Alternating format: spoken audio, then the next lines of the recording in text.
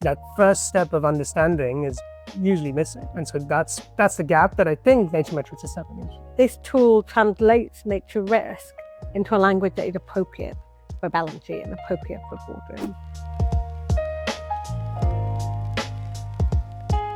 So we spent years looking at nature performance, so really trying to understand what's happening on the ground. And for us, we found more and more clients actually trying to understand risk, specifically nature risk, which really goes beyond species information, habitat information, doesn't think about entire ecosystems. When you look at the global impact of nature risk, it's enormous. I mean, over half of global GDP is moderately or severely related to nature, and we're not measuring it. It only made sense to then start to think about how we can use that data, use our expertise to kind of help our clients take that first step. That before they get to monitoring, but they understand what's happening on the ground, but actually really just scan their portfolio and understand what they should be focusing on and what they should be worried about. The way I think about this is very similar, but it comes, obviously I come at this from the investor lens.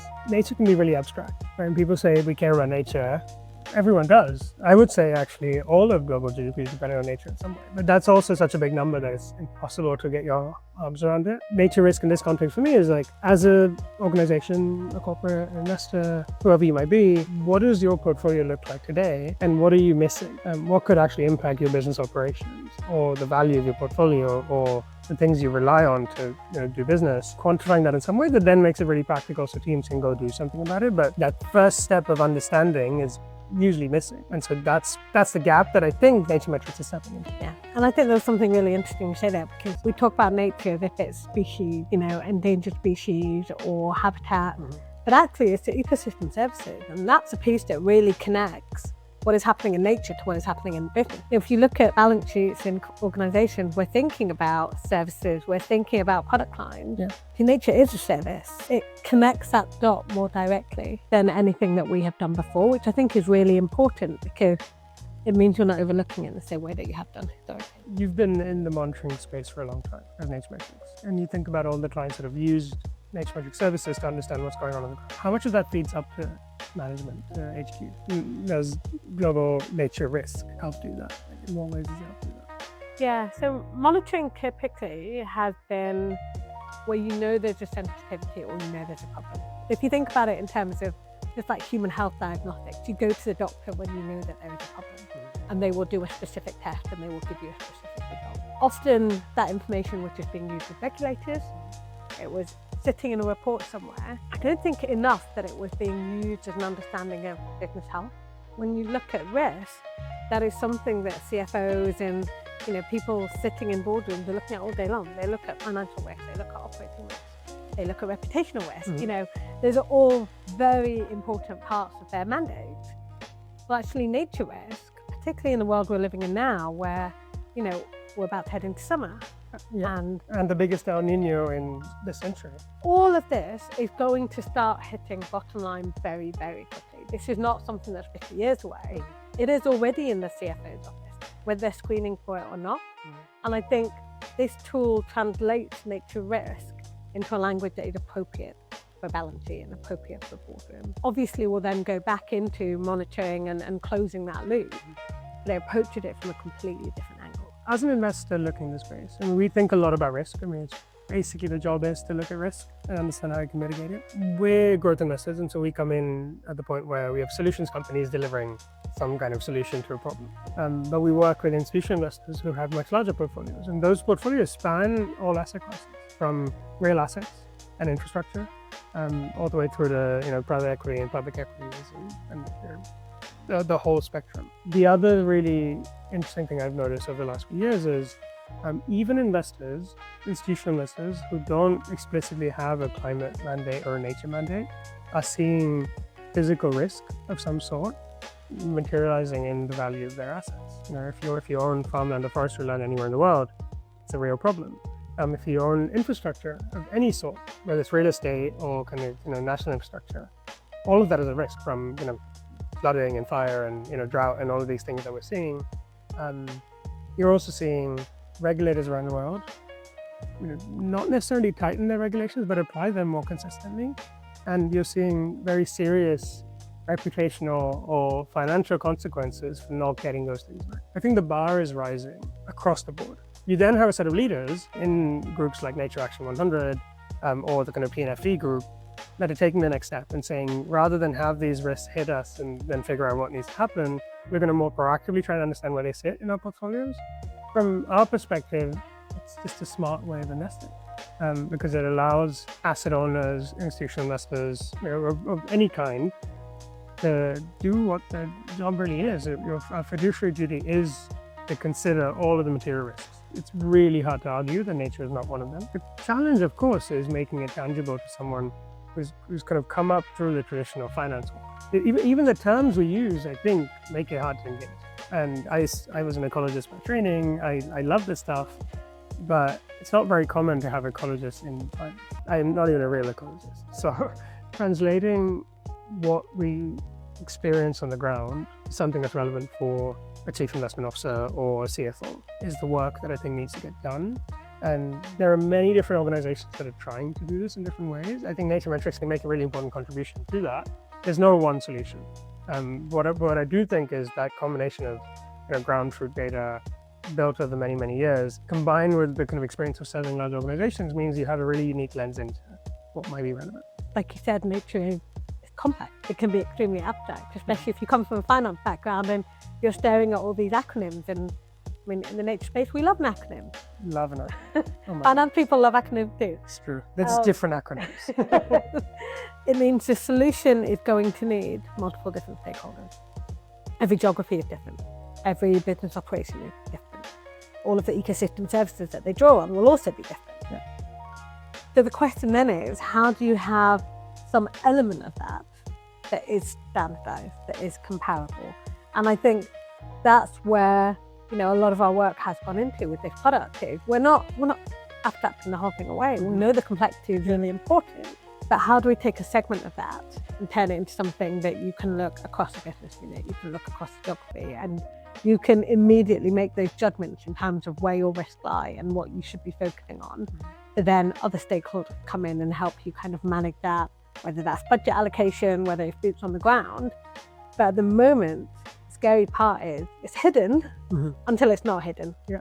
And then when it's not hidden, it's really expensive. I mean, I get asked this question all the time.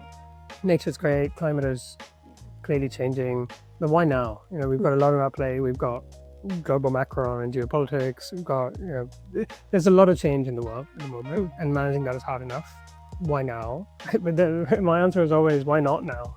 Because this is this slow rolling crisis that is, the points at which it becomes really material are unpredictable to your business. And you certainly don't want to compound risk on top of risk.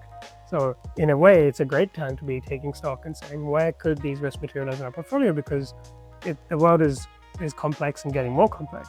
This may be a good way to actually manage through that complexity.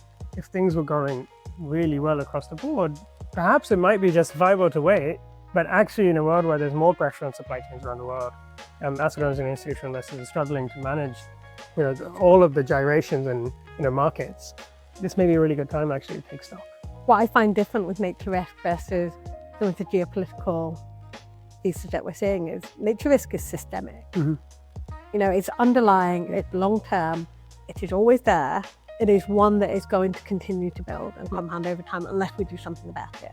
And I think when you look at geopolitical risk, people go into that and obviously it's incredibly acute in the moment, but then mentally you think, okay, we're going to get past that. Things will stabilize before the next thing comes. Yeah. Nature risk is not something that is going to stabilize itself. There's no single button, there's no single agreement that is going to suddenly make it go away. For me, this piece of, we'll just kick the can down the road, means that it is quietly compounding in the background. What worries me about that is, in 10, 15 years' time, it's irreversible. And I think we are in this quite a sensitive window of time where we do have the opportunity to turn it around.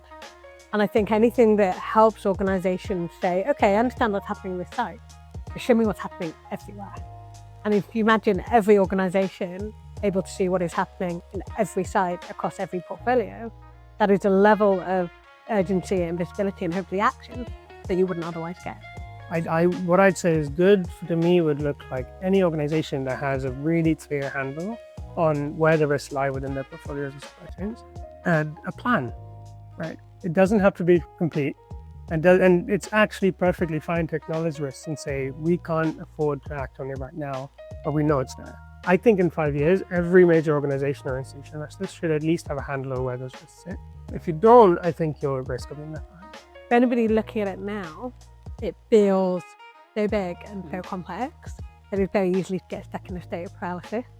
And I think this is where, if you look at the new features, new capabilities that are now coming out across the market, it is making it more accessible than it has ever been. Like you say, it's not going to be perfect, but it will give you that first screen, it will give you the first step. And I think this is one of those spaces where hit the first step, the second will become clear, and the third.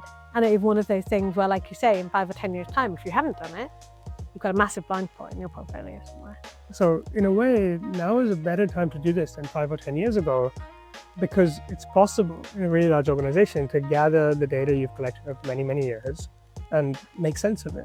Kind of AI-driven revolution in the cost of data processing coming down is actually, I think, one of the most promising things about all this, because quite a lot of it should be completely automated. I'm glad NatureMetrics is leveraging the latest in all of that in a way that's AI native and tech enabled, so you're not stuck with manual process. I mean, we spend a lot of time at NatureMetrics talking about change and change over time. Yeah. And I think we often forget that change is what it triggers decisions, but it's actually when something goes from being low risk to high risk very, very quickly that there is an important decision that you need to make. And like you say, if you're collecting data over time, you're able to see that change, you're able to see how your portfolio evolved, where your sensitivities are. You can't make decisions if you don't see the change. That's where kind of doing a screening and writing a report, the difference between that and actually extending into business decision making. So once you deliver one of these assessments, what do you hope happens within an organization? Yeah, so the assessments run quarterly. First one, it will tell you where your high risk locations are, your low risk locations, also grouped by business activity as well, because your impact and dependencies will vary based on what your business is doing in each of those regions. And every quarter you'll be able to see things that shift. So certain places where risk reduces, certain places where it increases. But actually what it's providing is that initial pool of, this is where you need to focus. This is where there is some balance sheet vulnerability, or there is, there's a resilience problem in these locations. And when you look at some of the organizations we work with, they have thousands and thousands of locations. It is completely unrealistic to say, oh, we think you should go out and monitor every single one of your 5,000 locations. They don't have manpower, they don't have often budget. But if you say to them, this 10% are really important, and you need to pay attention to this 10%, and we need to really start digging a bit deeper, whether that is through the spatial data layers that we're using, whether it's actually starting to send the eDNA out to those locations and saying, let's get a read of what's happening on the ground. Actually, that where there is vulnerability, you've investigated. You've got a good handle on what's happening there, you have some sort of program in place, you're working with your local team. And everywhere else, you're going to revisit that in 3 months' time. If anything flags at that point, you know what action to take. It immediately takes you on that, like the first step of that risk through to management cycle. If anything does come up, it should not be a surprise. And I feel like that's kind of, any part of running a business, right? There should not be surprises. One thing we get asked a lot by companies in our portfolio network is, I don't even know where to start. Right? It is overwhelming to think about this, and then the temptation is to go back to your day job. We've been reflecting on ways to lower the kind of cost of entry almost, and the kind of barriers to entry. So organizations can take a first step and not have it be a massive organizational change. And in some ways, tools like this enable organizations to take that first step without necessarily needing to change everything all at once on day one, at a cost that I think is dramatically lower than it would have been a decade ago without all this technology, and certainly lower than trying to do it manually. Our hope is that organizations can look at something like this and say, this is a good investment from a kind of organizational resilience perspective, but it starts off fairly light touch, and then you can prioritize the people. And then actually, if we zoom out from there, you start to understand what business risk looks like across entire sectors. And that becomes really interesting. If you're thinking about the portfolio managers that you were talking about, you look across their investment, they may be focused on a specific sector. Actually, within those sectors, the risk will be very differently distributed across different companies. Then not only is that a reflection of how well those companies are managing their risk, they're managing their activities on the ground, they're working with local stakeholders, but it also helps them understand how they should be thinking about that portfolio allocation as well. Then ultimately, nature risk does then connect into financial risk, operating risk, reputational risk in a way that I don't think we've quite appreciated to date. To CFO who's on the fence about nature risk, I'd say get off the fence. The reality of the world that we live in is one where nature risk is compounded. Your business is almost certainly affected unless you're entirely based in space. If you're based on planet Earth, you rely on planet Earth. Understanding the ways in which you depend on nature and where the risks lie should be a really important part of how you plan for business continuity and performance. And I just think it is a core part of a CFO's job. In this world, I'd say just do it. Start somewhere.